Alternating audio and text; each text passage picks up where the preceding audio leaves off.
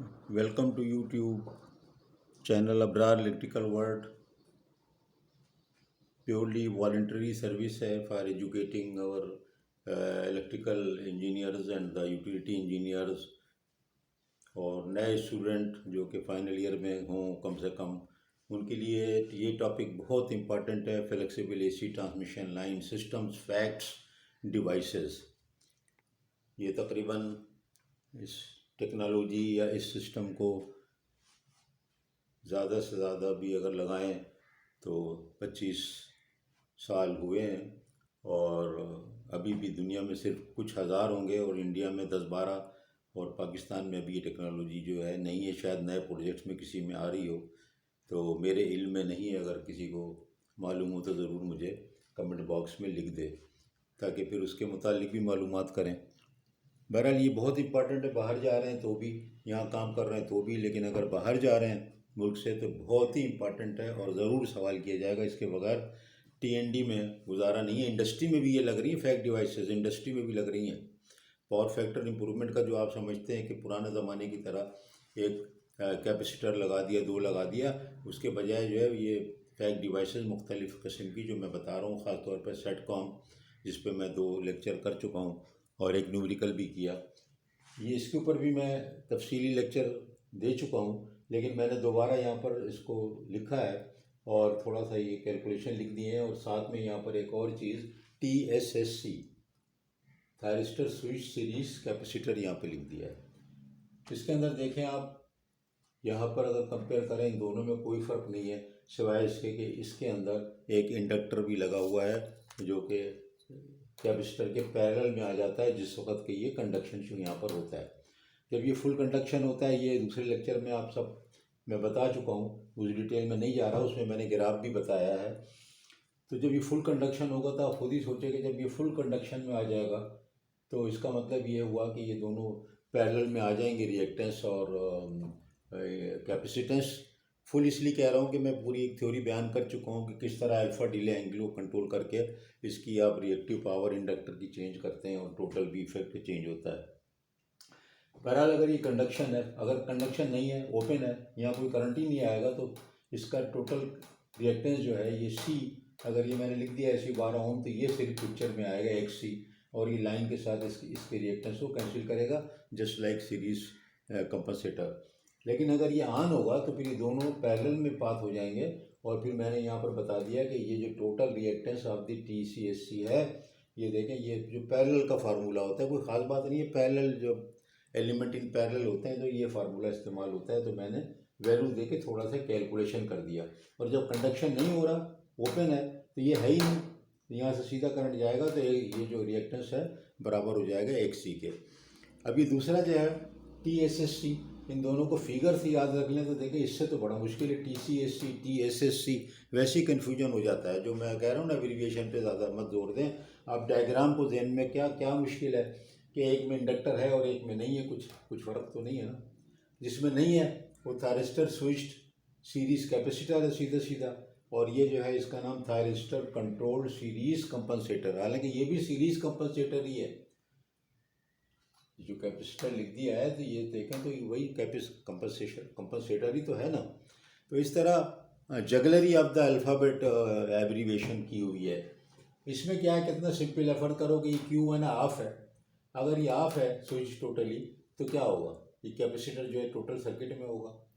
अगर ये भी ऑफ है तो ये भी सर्किट में होगा। ये ऑफ है यहाँ से तो ये ओपन सर्किट अगर है तो ये भी होगा। तो अगर ये तीनों स्विच को मैं ऑफ कर दूँ तो ये XC 3XC इसका टोटल जो है वो रिएक्टेंस बन जाएगा और इससे माइनस होकर के टोटल लाइन का रिएक्टेंस हो जाएगा। ये मैंने लिखा है।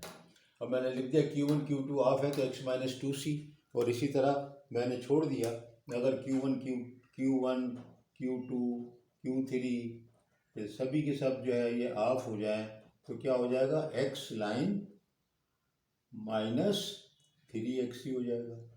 कुछ खास बात नहीं है। और अगर ये ऑन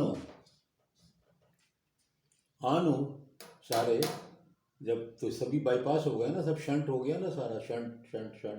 आप देखें ना, ये अगर आप इसको कैपेसिटर के क्रॉस एक डायरेक्ट वायर लगा करके आप इसको पैरेलल में कर दें कनेक्ट, तो फिर ये तो ख़त्म हो गया ना, तो फिर XC 0 हो जाएगा लाइन का अपना। तो देखें ये भी हो गया एक तरह का कंट्रोल, लेकिन ये फिक्स टाइप का कंट्रोल है, क्योंकि ये देख यहाँ पर कोई वैल्यू चेंज नहीं हो रही नेट की। ये X2 X3 स्टेप में अपनी जगह चेंज तो हो रही है, लेकिन पूरे पूरे ब्लॉक्स में इस तरह हो रही है। जबकि यहाँ पर आप इंडक्टर की जो वैल्यू है उसको अल्फ़ा डिले एंगल से कंट्रोल करते हैं, और डिले एंगल कंट्रोल करने के बाद आप जो है टोटल नेट रिएक्टेंस इस तरह निकाल सकते हैं। तो ये जो है ना, ये दोनों को मैंने साथ बनाने का यही मकसद है कि जब आप ये चीज़ देख रहे हो ये और ये, तो फिर आप कंपेयर कर सकें। ये मैंने अलग से पूरा एक 20 मिनट का लंबा लेक्चर किया है इसमें, क्योंकि काफ़ी डिटेलिंग थी, ग्राफ था, इसमें कुछ भी नहीं है। अब देखें फिर ये स्विच यहाँ पर कह रहा है, यानी कंट्रोल नहीं कह रहा है, ये याद रख लें। स्विच का मतलब आपको मैंने बताया ऑन या ऑफ। तो ये दोनों का कंपैरिजन मैंने आपको बता दिया। अब तीसरा एक लेक्चर करूँगा जो मैं, ये तो बहुत आसान है, इसमें 4-5 या 3-4 रिएक्टर लगाएंगे इसी तरह। रिएक्टर का मतलब ये TC क्या नाम है इसका, TCSC 3-4 लगा के और वैल्यू देने के बाद एक न्यूमेरिकल करेंगे कि पावर किस तरह चेंज होती है, किस तरह मैक्सिमम पावर लेते हैं, कैसे कैलकुलेशन कर सकते हैं। उससे समझने में बहुत आसान हो जाता है। जबकि आप एग्जैक्ट एक कोई सॉल्व प्रॉब्लम देखते हैं कि जो वही प्रॉब्लम तो फील्ड में आने वाला है, जब वही प्रॉब्लम फील्ड में आने वाला है तो उसको जब हम कर लेंगे तो आपको बिल्कुल कंसेप्ट क्लियर हो जाएगा। इस वाले में कोई इतना कंसेप्ट क्लियरेंस कैलकुलेशन की ज़रूरत नहीं है, ज़मानी है ना बिल्कुल। फर्क करो, ये 5 ओम है, ये 5 ओम है, ये 5 ओम है, और लाइन का रिएक्टेंस 10 ओम है। अब मैं 2 ऑन कर दूंगा, 5 5 10, तो ये लाइन के बराबर ही हो गया। अब हो रहा है कि लोड इतना ज़्यादा रिएक्टिव है, इतना ज़्यादा रिएक्टिव है कि काम नहीं चल रहा है, तो मैं एक और को ऑन कर दूंगा यहाँ से, यानी इसको ऑफ कर दूंगा, ये कैपेसिटी बीच में आ जाएगा। अब ये 15 हो गया और ये 10 है, तो -5 XC यानी XC 5 वैल्यू, तो जो रिएक्टिव यहाँ पर लोड आप ले रहे होंगे उसको बैलेंस करने में काम आ जाएगा। तो इस स्टेप में है, ये तो बहुत सिंपल है। इसको मैं सर्किट को बना रहेगा और मैं सारी थोड़ा सर्किट को चेंज करेंगे, 3-4 लगाएंगे। ये 3-4 लगाने के बाद आपको कैलकुलेशन करके समझाएंगे कि किस तरह से आप उसमें मैक्सिमम पावर जो फ्लो होती है वो निकाल सकते हैं, और कितनी पावर फ्लो होनी है उसके हिसाब से कौन सा कॉम्बिनेशन, कितने ये सेट ऑन करने, कितने ऑफ रखने, कितने को जो है किस वैल्यू पे चलाना है, ये सब कंसेप्ट बिल्कुल क्लियर हो जाएगा। तो ये बहुत छोटी वीडियो 7-8 मिनट की, ये समझने के लिए एक और टाइप का मैंने यहाँ पर कवरेज कर दिया। बहुत शुक्रिया। ये शेयर करें, नए इंजीनियरों को ज़रूर बताएं, बहुत ही इम्पॉर्टेंट है ये। और पावर इलेक्ट्रॉनिक्स तो आप लोग पढ़ते हैं, अब तो पढ़ते हैं तो आपके लिए तो कोई चीज़ ही नहीं है, मेरे लिए तो ये बहुत मुश्किल है। लेकिन हम इलेक्ट्रॉनिक साइड पे नहीं जाएंगे, क्योंकि हम लोग इलेक्ट्रिकल इंजीनियर जो हैं इसकी दूसरे एस्पेक्ट पे जाते हैं कि कैसे कितनी वैल्यू रखें, कितनी पावर अलाउ है, कितनी पावर कैसे कैलकुलेट करें, इनकी वैल्यूज़ कैसे निकालें और कैसे सिलेक्शन करें, कैसे स्पेसिफिकेशन लिखें, वो हमारा काम है एज इलेक्ट्रिकल इंजीनियर। लेकिन अगर आपको पावर इलेक्ट्रॉनिक्स पढ़ी हुई है तो आपको समझने बहुत आसान है। जो कि ये मैं एंगल अल्फ़ा की बातें करता हूँ, ये मेरे लिए तो बहुत मुश्किल है, आपके लिए बहुत आसान है। बहुत शुक्रिया।